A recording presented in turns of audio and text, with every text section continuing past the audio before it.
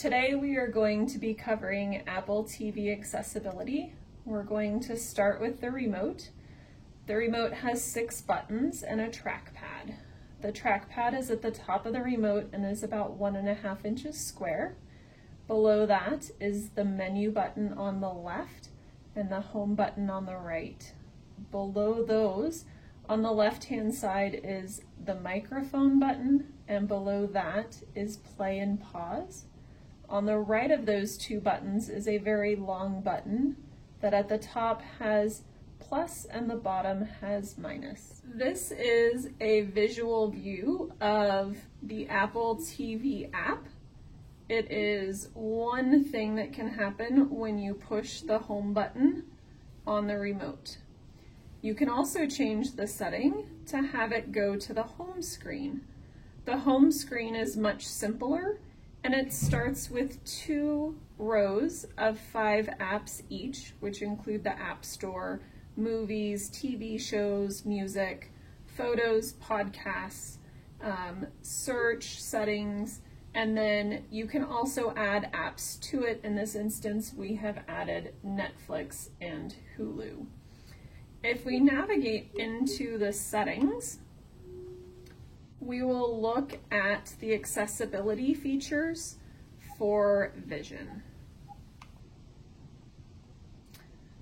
One of the first things I want you to notice is the second option in media is audio descriptions. If you turn this on, it will automatically play programming with audio descriptions. This is especially important in Netflix. Below that, we can see that there are options for voiceover, zoom, display accommodations, bold text, increase contrast, reduce motion, and many others that you would normally see on iOS devices. To turn on voiceover, you're going to press the menu button 3 times quickly. Voiceover on. TV. Row 1. Column 1. You TV. will then navigate Portrait. App. Movies. with TV Flicks. shows. Music. Settings. Row 2. Column 5. General. Button. Accounts. Button. Video and audio. Button. Voiceover. On. 1 of 2. In the Portrait. voiceover settings, there are a lot of options to change things. You can change the verbosity, you can change the voice, just like you would on your iOS devices. You can change pronunciations, the speech rate, pitch, your Braille input and output. Audio channels. With VoiceOver turned on, you have different navigation options. To access those, you're going to use the rotor by using 2 fingers on the trackpad and turning like a knob. Landmarks. Direct touch. Speaking rate. Vertical navigation. Read screen after delay. Follow focus. We have found that follow focus is the best option because it gives you many different navigation options. Netflix. Row 3. Column 1. Selected. Victoria. 1 of 5. Selected. Home. 2 of 6. Play. Button. When you use follow focus, you can use flicks up and down and left and right. My list. The Medici. The Ranch. Frontier. Orange is the New Black. Popular on Netflix. And it will move one option at a time. 1 of 5. If you change to vertical navigation, you can only use flicks right and left. The 100. The Tutors. IAM. The Tutors. 7 of 29. If you try vertical navigation to move between categories, it's not going to work. The only way we have found to work is to change out of vertical navigation to a different navigation style. The third navigation style is direct touch. Direct touch. When using this style, it will tend to skip over many different options in the middle if you flick too fast. The Tutors. IAM Killer. Spartacus.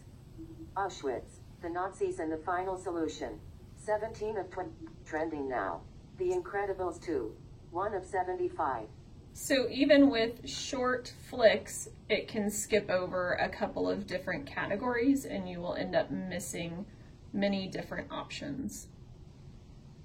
To use the Siri remote, you're going to push and hold the microphone button. Siri can answer some very basic questions like time and the weather, but is not fully functional like Siri on your iPhone or iPad. What's the time? It's 1:28 p.m. Siri can also search based on actors, genres, or open a certain channel if you want, but it's not able to do direct play. Play The Last Kingdom on Netflix. Menu. Selected. Watch now. Tab. 3 seasons. Button. As you can see, it opens The Last Kingdom in the Apple TV app, and from here we would have to navigate to what we're looking for. Siri will also only give verbal answers if you have VoiceOver enabled. If VoiceOver is not on, it will just give a display at the bottom of the screen. To turn Zoom on, you're going to click the trackpad 3 times. That will also disable Zoom. Zoom has 2 modes on Apple TV. The first is follow focus. So if you are in a menu, using 1 finger flicks, it's going to move up and down that menu items. The other option is panning mode. To enable panning mode, you touch the trackpad with 2 fingers and it will toggle between panning and follow focus. When you're doing this, if you needed to move in the menu, you would then use 2 fingers to move down that column, and then 2 fingers to swipe up to move in the column as well. When you're trying to move around the screen, you're going to move with 1 finger on that trackpad, and depending on how large your magnification is, it can move fairly quickly. If you need to increase your magnification, you're going to do a 2-finger double tap, and on that second tap you're going to hold and slide up just like you would if you were doing the 3-finger gesture on an iOS device. So you notice the panning is a little bit more challenging at this higher level of magnification.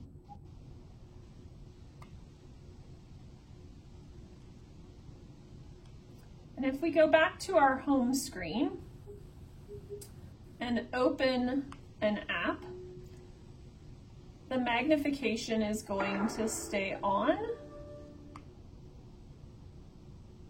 and it will even stay on when we're playing a program.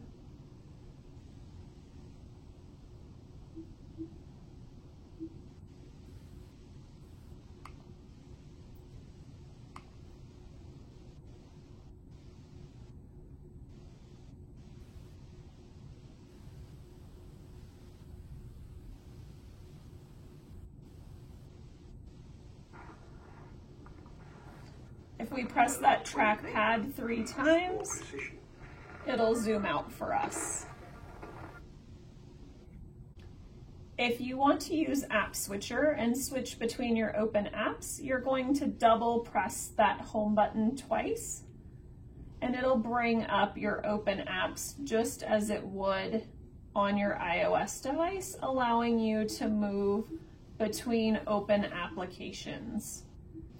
So you can see if we wanted to get back into settings, we could find it and then click back to settings.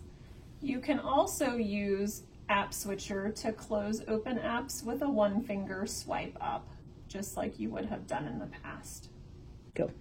Thank you for watching our presentation on accessibility features of Apple TV for people with visual impairments.